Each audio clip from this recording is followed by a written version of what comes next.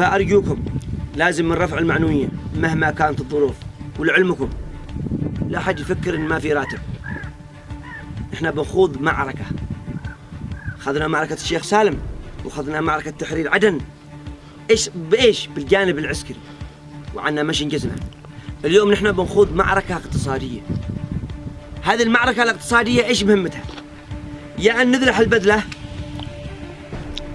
ونبيع السلاح ونفركش المعسكرات ودخلوا لها على طبق من ذهب، يا أن نصبر ونصمد ونثبت وهي مزمنة. هي فترة زمنية من وإلى، يا يكونوا الجنوبيين بمستوى المسؤولية يا يكونوا بمستوى الراتب، وبالتالي يتفركشوا وضاعوا كلهم ضيعون. فلعلمكم الأزمة هذه إن شاء الله على وشك الانتهاء. علينا أن نصمد، وهذا مش مستقبلنا. والله إذا الوضع دي بنعيشه مستقبلنا لا يشرفنا أن نكون فيه. خلنا نحمل الحبشة، خلنا نخليهم يقودوا البلاد وقد إلى ظهورهم. لكن هذه معركة مزمنة يشتيها صمود. إذن الصمود كيف؟ مش أنا أقول لكم ما بغى نحن نقيس على الهواء، لا يا أخي نتغلب. عيدر الزبيري الآن لما جاب راتب شهرين، الآن بيصدروا راتب شهرين ثم آخرينها قرب رمضان. ليش جابها؟ لأنه بيشعر إن إحنا ما بنتحمل لأن رمضان يشتي مننا. إذا نحن إيش البدائل اللي بنقوم بها نحن خلال الفترات هذه؟ يا أخي التعاون، يا أخي مننا 30 يلا 15 أنتوا روحوا اطلبوا الله ونحن نغطي.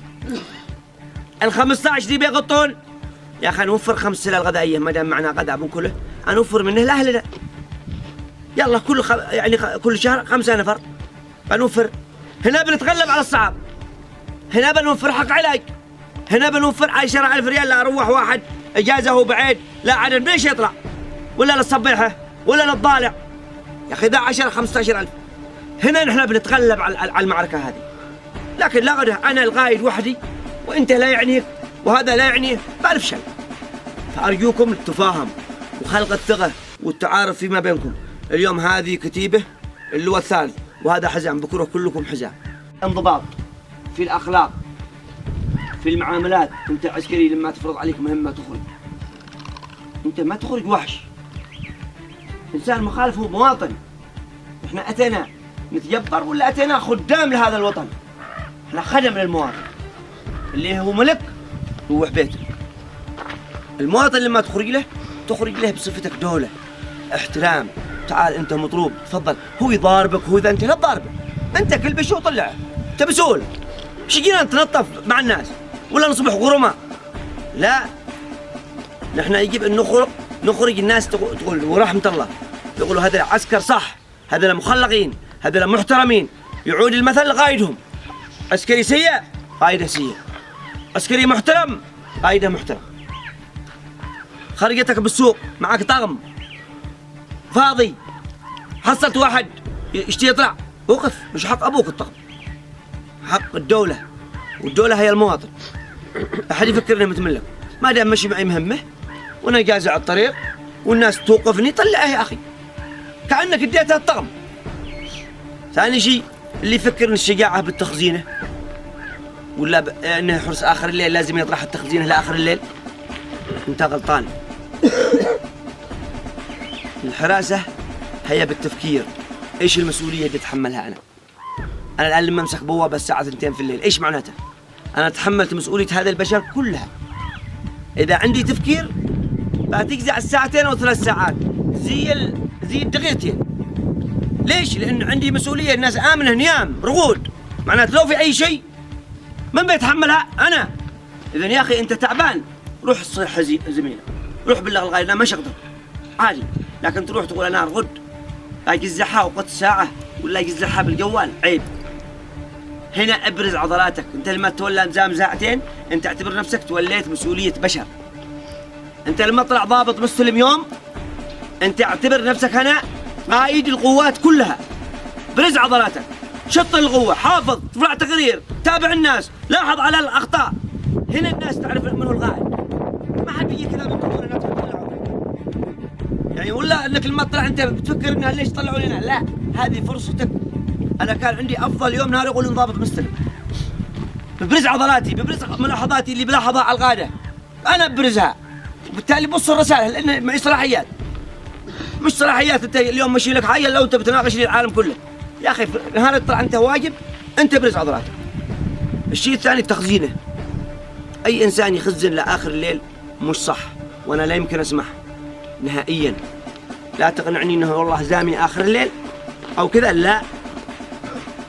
تخزن عند ابوك لهذا الوقت ما بتخزن، ولا الصباح مخزن. كلنا هنا اسره واحده، كلنا هنا. انا لا ما اراه لنفسي، اراه لك. مش انه لا يعنيني امرك انك خلاص عسري ولا اشوفك مبهدل، لا، اشوفك مثل نفسي. ثاني شيء امانه.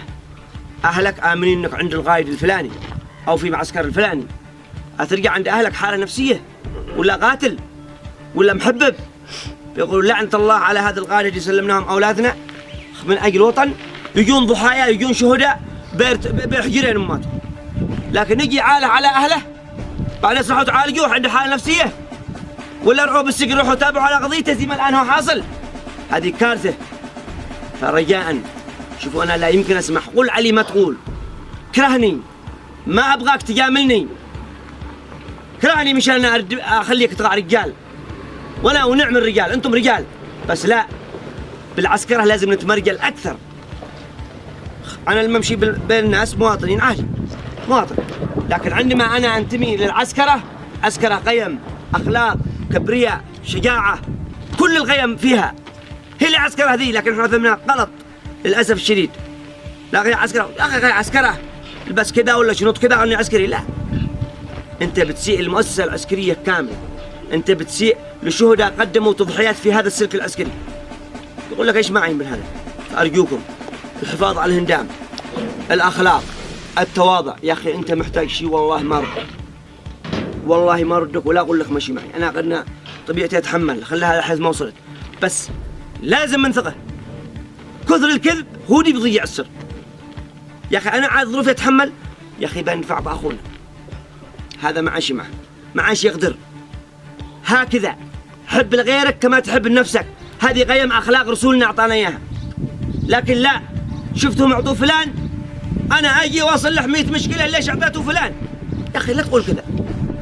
انت راع وضعه، انتم اجلسوا، انتم ارفعوا، انتم اصحاب القرار.